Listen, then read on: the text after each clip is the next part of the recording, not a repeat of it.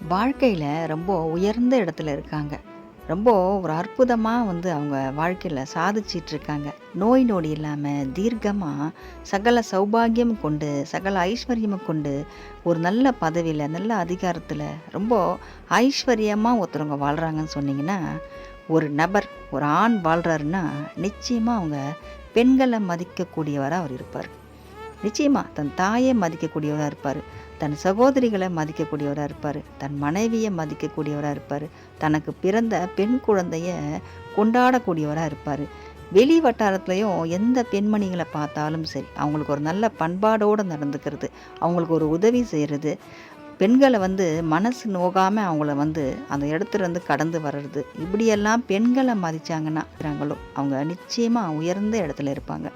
யாராகட்டுங்க, கடவுளா இருந்தாலும் சரிங்க. பெண்மைய மதிக்கிறவங்க தான் இன்னைக்கு தலை நிமிர்ந்து வாழ்ந்துட்டுருக்காங்க.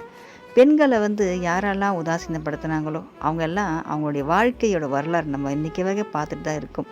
யாருமே நல்லாவே அவங்க வாழ்ந்ததில்ல. அவங்களுக்குன்னு ஒரு பேரும் அவங்க கிடைச்சது கிடையாது.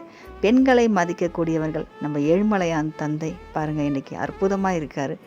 அவங்களுடைய இதயத்திலே இடம் கொடுத்து வச்சிருக்காரு. சிவன் தந்தை உடம்புலயே பாதி கொடுத்துருக்காரு. இன்னைக்கு அவருடைய புகழ நம்ம இன்னைக்கு பாடிட்டு இருக்கோம், பேசிகிட்டு இருக்கோம். சிவன் தந்தை தான் உலகத்தையே இயங்கிட்டு இருக்காரு.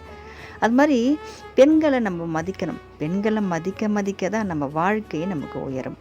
பெண்கள் மீதே தப்பாக கூட இருக்கட்டும், ஏதோ ஒரு வெளியே போகிறோம், பெண்கள் ஏதோ ஒரு பெண் தவறு செஞ்சிட்டாங்க, அறியாமல் நம்மளை திட்டாங்க, ஏதோ பண்ணிட்டாங்கன்னா நம்ம கொஞ்சம் விட்டு கொடுத்து போகிறது ரொம்ப நல்லது.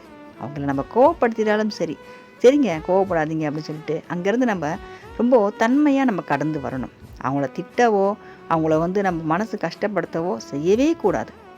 பெண்களை நம்ம மதிக்கணும். பெண்களை யார் ஒரு மதிக்கிறாங்களோ அவங்களுக்கு சக்தியோட அருள் நிச்சயமாக இருக்குங்க.